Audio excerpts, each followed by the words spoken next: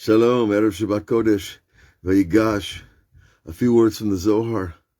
The Vayigash, the Torah teaches us that when Yehuda, the great prince of Israel, approached Yosef, another prince of Israel, he was fighting for the lives of his family. He felt his brothers. It was a very complex situation, obviously, but they were fighting for their lives because they had a sense of responsibility to each other. And Yosef knew this, and Yosef arranged the entire thing in order that they should feel what it's like to sell themselves into slavery. And that's what Judah offered. Now, Judah was willing to sell himself into slavery, and that's the tikkun of allowing Yosef to be sold into slavery.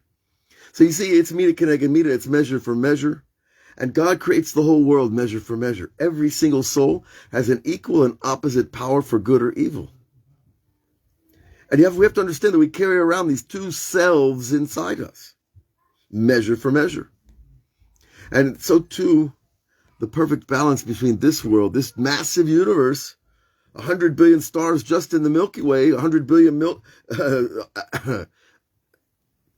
galaxies, well, start counting. But how could such a big world be replaced by the world to come? The rabbis teach that this world is like a mustard seed to the world to come. A mustard seed, it's pretty small.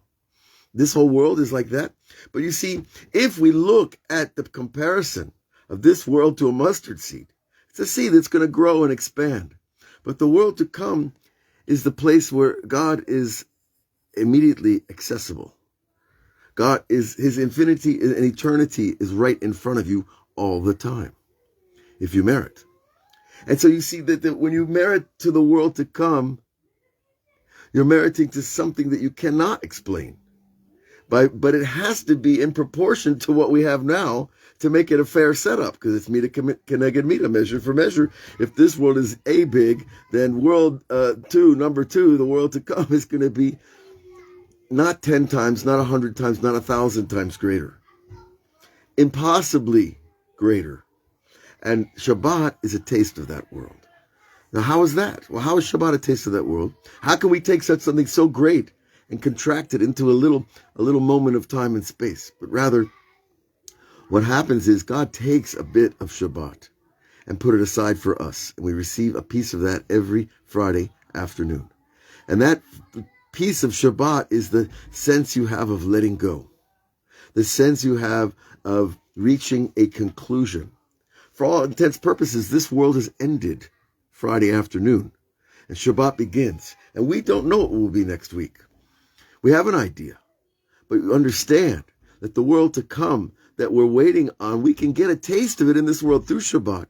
And Rabbi Nachman adds to that. He says, when you go out into the forest alone and talk to God with no interruptions, nothing except you and your Creator, you can also have a taste of the world to come. Because you cancel yourself out. All your agendas, all your dreams, all your fantasies, all the lies, all the pain, all the illusions, and all the truth as well that you've accomplished in this world. It's all gone. When Shabbat enters, it's over. And we enter a place where we can give ourselves permission to let go. And when you let go, what do we learn in Torah 65 of Likutei Moharan? That you enter a place of joy. Because it's a joy that doesn't depend on anything. Now, of course, we have your family. You have the meals, you have songs, you have Torah, you have grandchildren running around. I mean, I don't know. It's pretty about the most fun I've had compared to all the yachts and the speedboats and the planes and the parties. How long does that keep you happy? But Shabbat will always keep you happy. Even if you have to keep Shabbat alone, it's very sad. But if there's any Jew nearby, he'll invite you for Shabbat.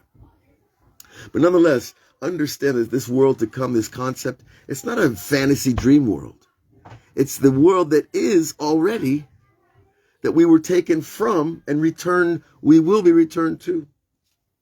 But we go back different beings. We left that world innocent children like Adam and Eve. They did not know what they were doing. They had no idea what a snake was and what a garden was and what a good and evil is. But we come back adults. So we leave children and we come back adults. That's a good deal.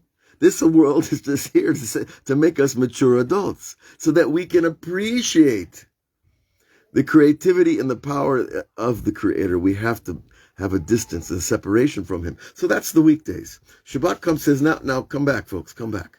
Come back to Hashem for a full day. Give up this world for one day. It'll come back Saturday night, don't worry. The people will be calling you, don't worry. But when you get a taste of the world to come in this world, then you know, wow, if it's that good for such a short little moment in time here, how great is it up there? And we all flying around on a little mustard seed, and when we hit that realm, suddenly, you ever dream where you're lucid? A lucid dream is where you know you're dreaming. Try to imagine a boundary in your dream. There is no boundary in your dream. Now, your dream will have a story and a narrative to teach you something or tell you something. However, think about what's beyond the walls of your dream. It doesn't end. Well, that's a little bit kind of what infinity is like. You just keep going and going. There really is no end. And when there is no end, it gives us, we should have, a little bit of appreciation, real appreciation to be a human being, be created in the image of the Creator, and to be given an opportunity to serve Him, come close to Him, and taste the gifts of His treasure house, and one of which is Shabbat Shalom, the peace of Shabbat, the glory of Shabbat, the pleasure. And I bless you all with that pleasure, with that glory, with that joy, with that sense of the oneness of things. We can leave the week behind and start something else completely. And we'll worry about next week. But today, smile, enjoy, laugh, dance, sing, hug, kiss, do all the good things. Shabbat Shalom. We'll see you next week on all the platforms. Continue this holy work, because there's something worth it here. There's something really worth all that we have to go through. Shabbat Shalom.